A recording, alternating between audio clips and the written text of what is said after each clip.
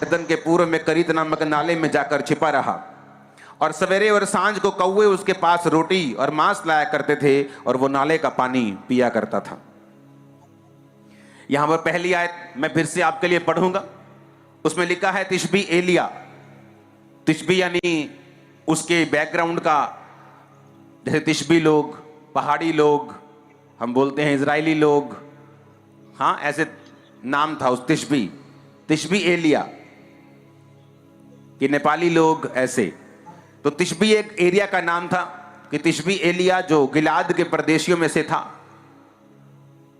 उसने अहाब से कहा, सीधी एंट्री होती है एलिया अहाब, यानी एक प्रभु का दास, दूसरा उस देश का राजा, इजराइल का राजा और परमेश्वर का नबी। इधर प्रभु का नबी खड़ा है, इधर इजराइल का राजा खड़ा है।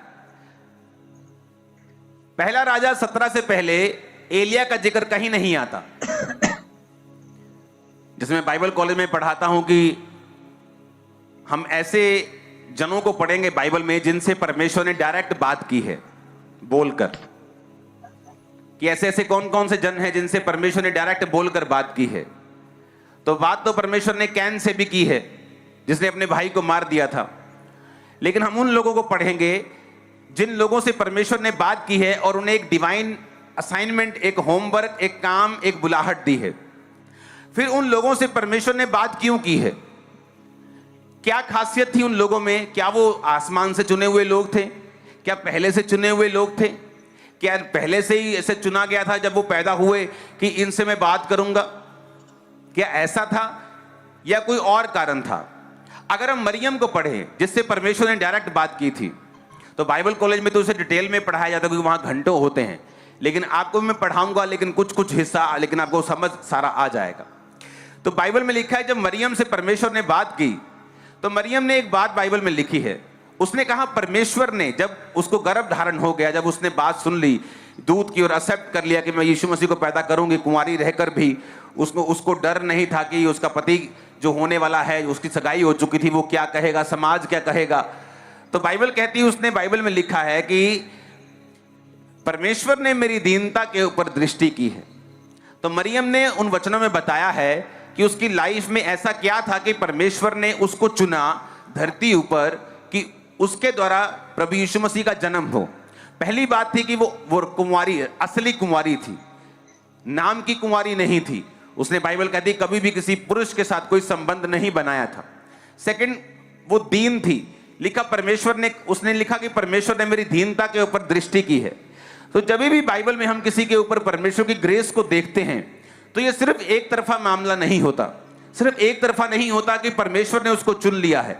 ये दो तरफा मामला होता है कि परमेश्वर का मकसद कि अगर तू पवित्रताई पे चले और मेरी आज्ञाओं को सुने, तो मैं एक डिवाइन ईश्वरीय होमवर्क तुझे दूंगा, काम करने को दूंगा, मैं तेरी अगुवाई करूंगा, तुझसे बात करूंगा। तो जब परमेश्वर का मकसद हमें मिलता है, दूसरा हम उसके अनुसार अपने जीवन को बिताते हैं, तो परमेश्वर आज भी धरती के ऊपर देखता है कौन से लोगों को मैं इस्तेमाल कर सकता हूं अपनी महिमा के लिए। फिर परमेश्वर उन लोगों को ढूंढता है जो अपने जीवन को समर्पित कर चुके हैं। बाद में कहीं बिगड़ जाते हैं, वो बात अलग है, लेकिन जब वो बिगड़े नहीं होते, प्रभु उनको चुनता है, सामर्थ देता है, उन्हें इस्तेमाल करना शुरू करता है। तो ये परमेश्वर का प्लान था। और मरियम ने कहा कि परमेश्वर ने मेरी दीनता के ऊपर दृष्टि की है, अब से सब लोग मुझे धन्य कहेंगे। तो वो वचन में आप पढ़ सकते हैं जिनसे परमेश्वर ने डायरेक्ट बात की है और क्यों की है। ये जीवनियां हम बाइबल कॉलेज में पढ़ाते हैं, लोग और स्टूडेंट्स पढ़ते हैं, और उसके बारे में डिस्कशंस होती हैं और स्टडी होती है कि ऐसा क्यों था कि परमेश्वर ने उनसे डायरेक्ट बात की, उनको असाइनमेंट दी, और क्यों था ऐसा, वो सारी चीजों की स्टडी होती है। आज हम स्टडी कर रहे हैं एलिया की। अगर हम एलिया को देखें तो उसकी कोई सी बैकग्राउंड का जिक्र नहीं है, नहीं बताया गया उसका माँ कौन था, नहीं बताया गया उसका पिता कौन था, उसका भाई कौन था, वो कहां से आया था।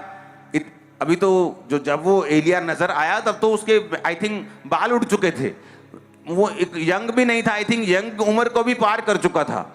तो एलिया एक ऐसा मनुष्य एकदम से अपीयर होता है, एकदम से जाहिर होता है, ना उसकी बैकग्राउंड, ना माता, ना पिता, ना कोई क्या करता था, कौन सा बिजनेस करता था, कैसे प्रभु ने चुना, कुछ भी बताया, उसकी बैकग्राउंड नहीं बताई गई, लेकिन सीधा उसको राजा के सामने पेश कर दिया गया। बाइबल कहती है अगर तू काम करने में निपुण हो, कौन सा काम? अगर तू परमेश्वर के सामने सही रीति के साथ चले तो परमेश्वर का वचन कहता है कि वो तुझे छोटे लोगों के सामने नहीं, बड़े लोगों के सामने खड़ा करेगा। क्या क्या हमें 3 नंबर चुनने होते हैं, ठीक है। मान के चलिए ये 3 नंबर चुने, अगर इसमें पहला नंबर भी हमारा मैच कर जाता है, जो रिजल्ट खुला है वो नंबर